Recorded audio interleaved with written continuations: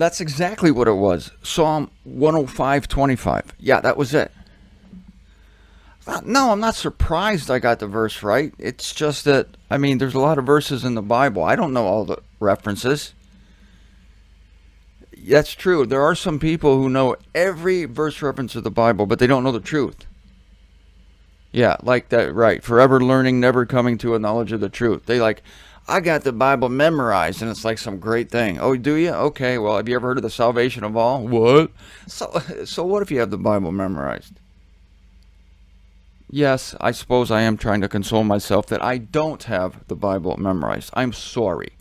Why memorize it when it's sitting right here and we have concordances and reference tools? Good morning, everybody. Martin Zender here. And let's go to that verse. I found it for you this morning. Oh, I killed a giant roach this morning. This roach was the size of a Volkswagen.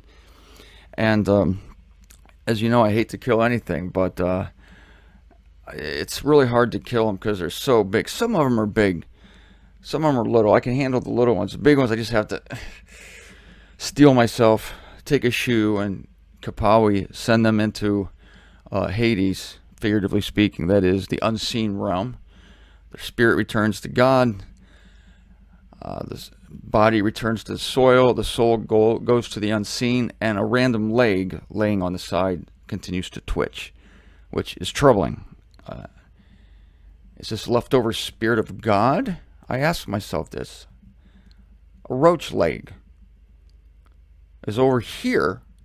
The roach, pretty sure it's dead. It is dead. It's dead. The leg is separated and it's twitching. What is that? It was about this big too. If you look at the studio cam, one leg of the roach was this big. Don't look, Judy. You don't need to hear about these things. Anyway, so I thought that's the leftover spirit of God. It's electricity. There's some sort of electric impulse. We know that our bodies have electrical impulses. If you stub your toe, you get this tingle, this sensation goes all the way to your brain, and you can count the seconds.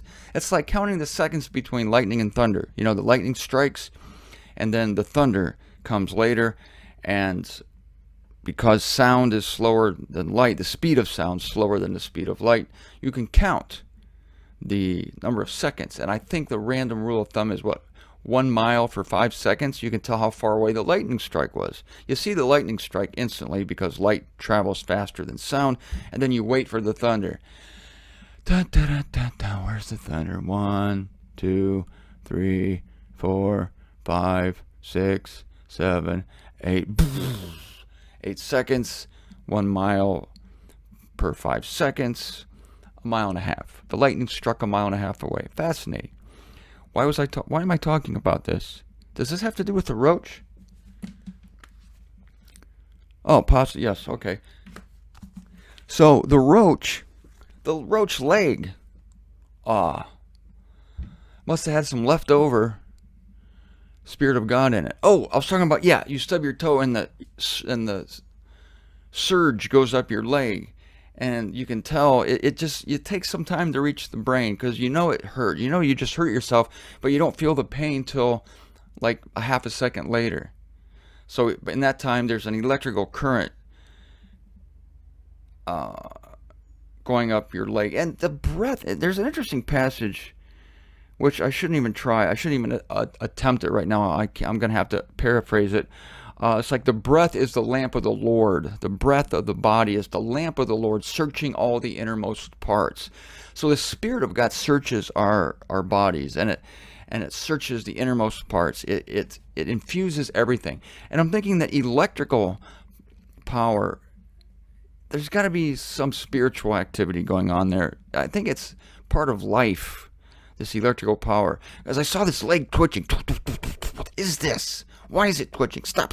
Leftover Spirit of God just doesn't want to give it up. The Spirit of God doesn't want to give it up. I love it. Even a roach leg. Nah, I'm not leaving the roach leg. Gonna twitch, leftover. It's not plugged into the wall circuit. Where's the electricity coming from? I can understand why my computer works. It's plugged into the wall. I can understand why this light works. It's plugged into the wall. This thing has a battery. I understand how that works. It has a battery. Where's the power coming from? This roach leg by itself in the middle of the room, twitching. Where's the power coming from? It's coming from an outside power source. To me, that roach leg twitching in the middle of my room just minutes ago is evidence of the Spirit of God operating, not only in the sons of humanity, but in the sons and daughters of Roach mothers and fathers, Roach families, Roach communities. I don't mean to disparage the housekeeping skills of the owner of this home, because it's very rare to see a roach the size of a Volkswagen here. But there it is, there it was. Let's go to Psalm 105:25. I got that verse right. Here's the context. And start with verse 24. What is this? The Study Bible. Oh, this is the New American Standard Bible. Okay, and he caused his people to be very fruitful. This is in Egypt. What's the reference? I told you, Psalm 105:25. Please, let me concentrate. Okay, and he caused his people to be very fruitful and made them stronger than their adversaries.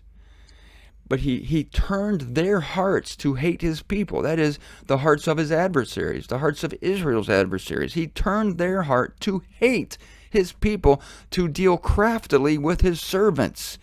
So he caused the Egyptians to deal craftily with Israel. Now, and the word hate is in here. He turned their heart to hate. Hate is a sin, isn't it?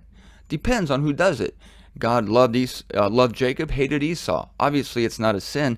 It's a dislike relative to the like. It's not absolute dislike. Hate is not absolute dislike. It's not. I remember my parents used to tell me, don't say you hate anyone. Just say you strongly dislike them. I should have reminded them then, I would have, if I had known that dislike is actually the definition of hate. Strong dislike is the definition of hate. Don't hate people, just do the definition of hate. Can't you just definition of hate those people? Don't hate them, but just dislike them incredibly. That's fine to dislike someone incredibly. We understand that. Just please don't hate them.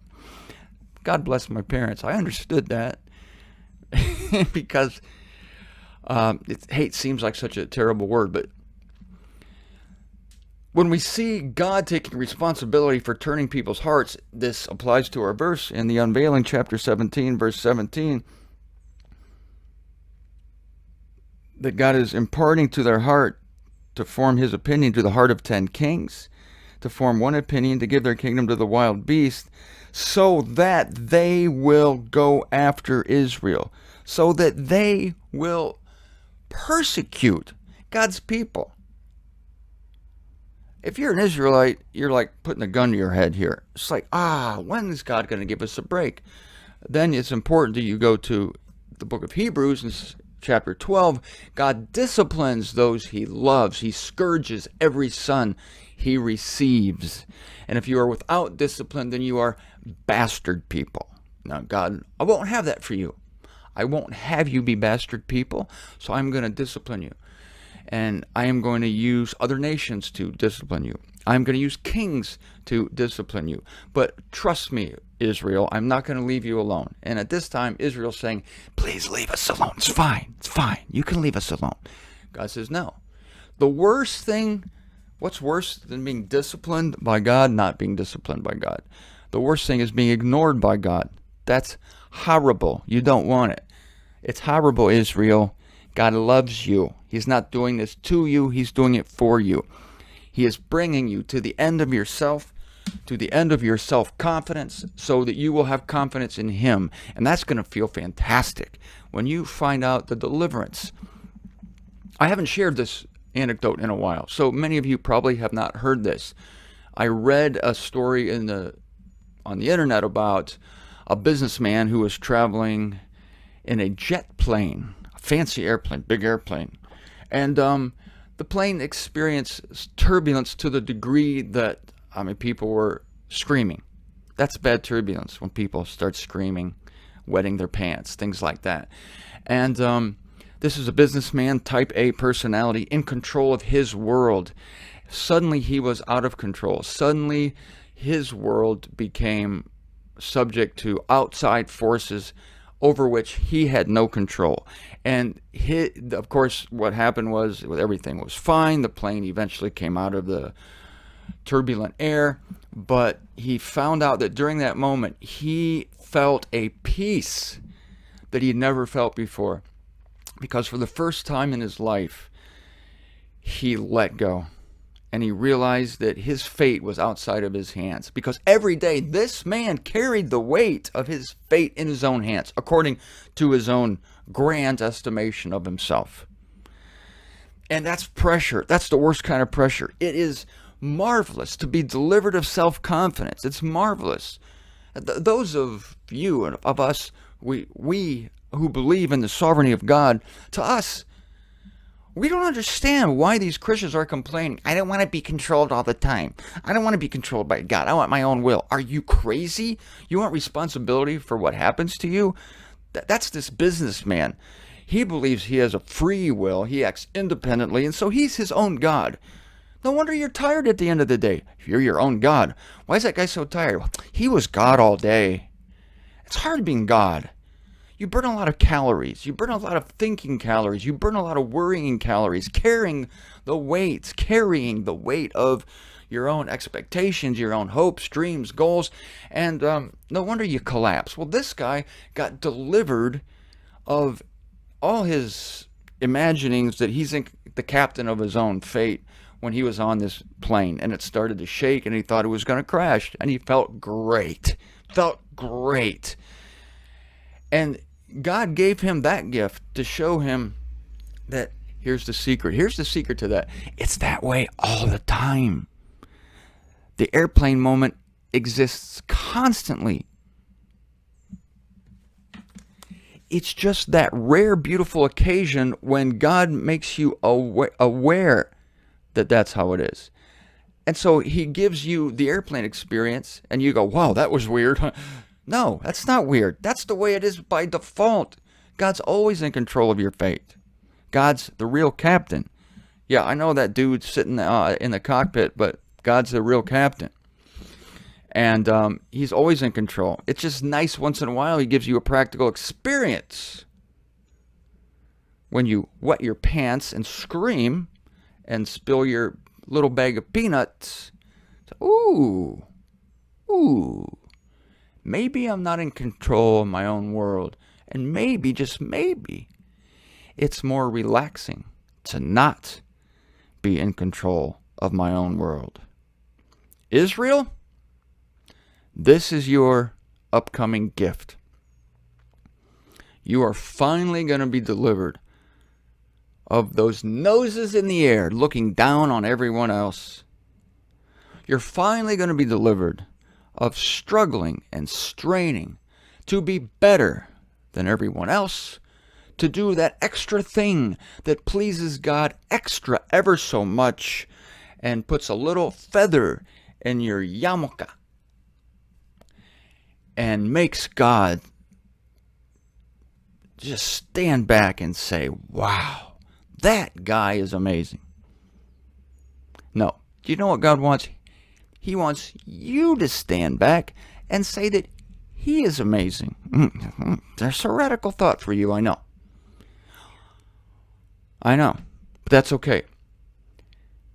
It's going to take a sledgehammer, a wrecking ball, if you will, a load of dynamite, an atom bomb to change your world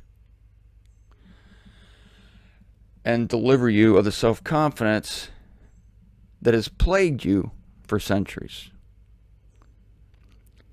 As individuals, but especially as a nation, God is concerned about this. That's not right. Let me retract that. God purposely put you in this situation so that when he delivers you, it's going to feel so good. And that is the truth. God is locked all up in stubbornness. Romans 11:32, that he could have mercy on all. And it's the mercy that delivers from the stubbornness. It's the mercy that brings the relief, like that businessman experienced on the jet. He experienced a relief finally. But the relief is only possible if he has struggled for years under his own illusions and delusions. You have to struggle first before the relief can be felt. And then when the relief comes, it's the contrast that brings it home, makes it real, and makes it last. Israel, you are going to feel the contrast of self-confidence and confidence in God. So God is not forsaking you. God will bring you to himself.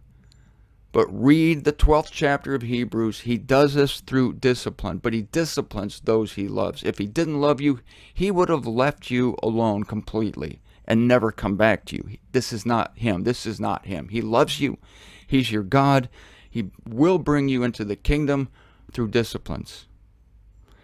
You will give birth to the new kingdom, but not without the travail that comes before.